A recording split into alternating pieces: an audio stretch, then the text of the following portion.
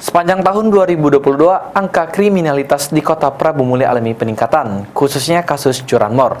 Sementara itu, untuk kasus narkoba sendiri alami peningkatan selama tahun 2022. Berdasarkan data dari Polres Prabu Muli, jumlah tindak pidana atau JTP yang terjadi selama 2022 di Kota Prabu Muli terjadi peningkatan dibanding 2021.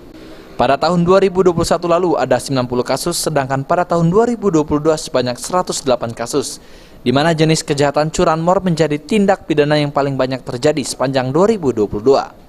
Sementara itu, untuk ungkap kasus tindak pidana narkoba, terjadi penurunan yaitu 109 menjadi 91 kasus di 2022. Dengan menurunnya jumlah kasus tersebut, jumlah barang bukti yang didapat pihak kepolisian juga ikut berkurang. Seperti sabu-sabu, di 2021 berhasil diamankan 2 kilo 249 gram. Di 2022 hanya 924,25 gram. Kapolres Prabu Muli yang memimpin press release di Aula Polres Prabu Muli menyebutkan sejumlah tindak pidana yang menonjol selama 2022 diantaranya kasus narkoba yang melibatkan satu keluarga sebanyak 5 orang, di mana kelima tersangka diamankan saat melakukan pesta sabu. Lalu Satreskrim Polres Prabu Muli juga berhasil menangkap sindikat pencurian truk dan mengungkap kasus pembunuhan berencana.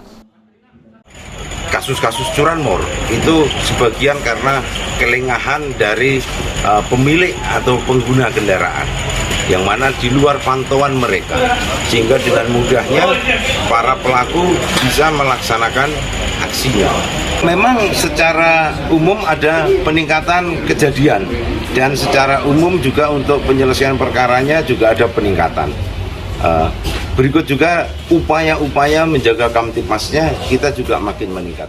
Meningkatnya jumlah kejahatan di Kota Prabu Muli membuat Kapolres melakukan beberapa terobosan, diantaranya mengerahkan pasukan Tantura untuk patroli, menggelar strong point di 40 titik dengan 300 personel setiap harinya, serta bersurat kepada wali kota agar bisa menggerakkan warga untuk mengaktifkan sistem keamanan lingkungan atau Siskamling.